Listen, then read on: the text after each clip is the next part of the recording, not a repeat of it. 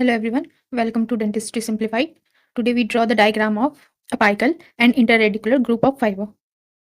सबसे पहले आप HNE पेंसिल से आउटलाइन बनाने से पहले आप नॉर्मल HB पेंसिल से आउटलाइन बना लो ताकि इसमें गलत होने के चांसेस बहुत कम रहेंगे। फिर आप HNE पेंसिल से उसके ऊपर ड्रॉ करो।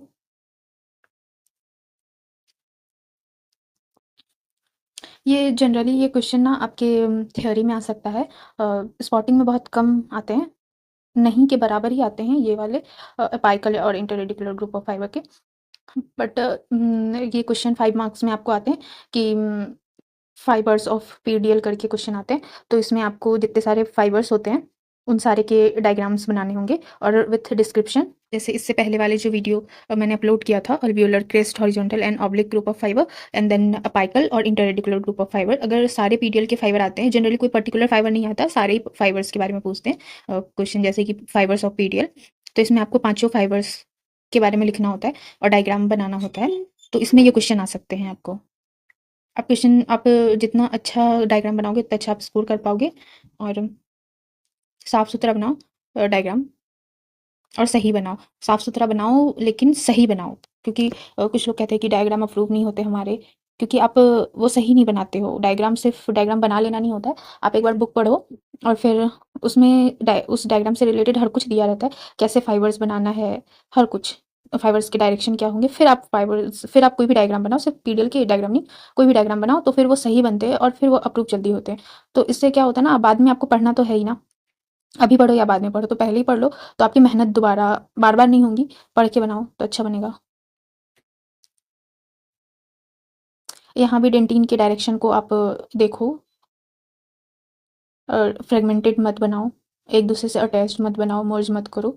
इसमें भी फाइबर में बहुत डेंटिन में बहुत कन्फ्यूजन होता है कि डायरेक्शन कैसे होगा। एक बार आप डायरेक्शन देखो। आपको कोई भी डायग्राम चाहिए हो या फिर कोई भी टॉपिक में डाउट हो तो आप कमेंट कर दो, मैं कोशिश करूँगी उसका वीडियो जल्द से जल्द अपलोड करने का।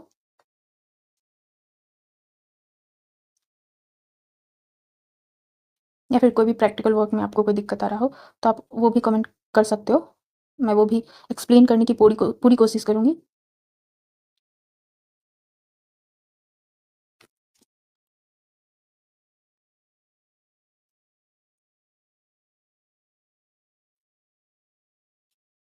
ये जो आप डेंटाइनल ट्यूब्यूल बनाओगे ना, तो शार्प पेंसिल से बनाओ तो ये ज़्यादा क्लियर दिखते हैं। और अगर यही आपके पेंसिल शार्प नहीं है तो फिर ये बहुत मोटे मोटे और अच्छे नहीं दिखते। लेकिन यही अगर आप एग्जाम में बना रहे हो तो इतना टाइम नहीं होता इतने सारे ट्यूब्यूल बनाने के, तो आप थोड़े गैप में बना सकते हो, लेकिन सही बनाओ, डायरेक्शन देख के बनाओ, फाइबर्स की भी डायरेक्शन देखो और फिर बनाओ।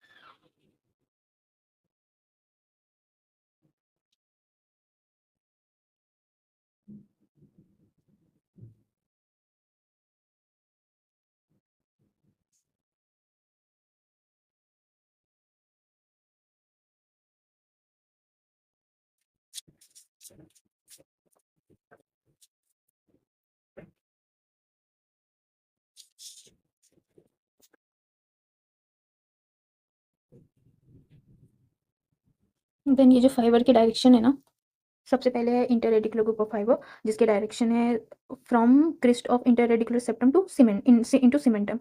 देन आता है देन ऑब्लिक ग्रुप, जो कि सीमेंटम टू एल्वेोलर बोन तक जाते हैं। Then move towards apical, which is extend from root tip and radiate through the periodontal space into fundus of the bony socket। ये जो मैंने प्रेफरेंस लिया है, कटिंग जो मैंने लगाई है, मैंने कोई अलग से कोई बुक से नहीं लिया है, ये आपके जो आप नॉर्मली जो फॉलो करते हो ऑर्बन्स का ही है। तो इस तरह हर हर कुछ आप जितने भी डायग्राम बनाओगे, हर किसी का जो है वो कैसे बनाना है वो आपके बुक में ही दिया हुआ है, तो आप इस तरह से पढ़ के बनाओ तो ज़्यादा बेटर रहेगा और सही बनेंगे diagram.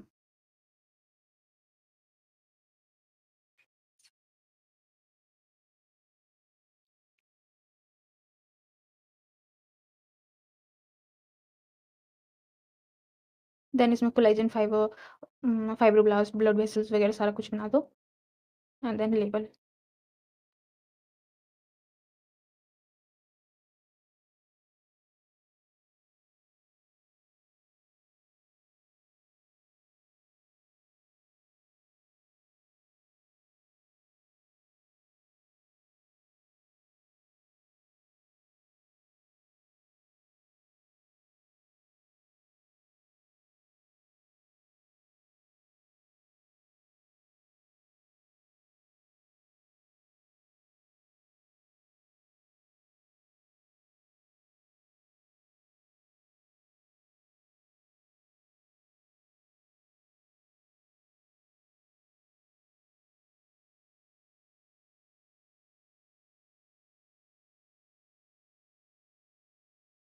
Thank you for watching this video. If you enjoyed it, please hit the like button and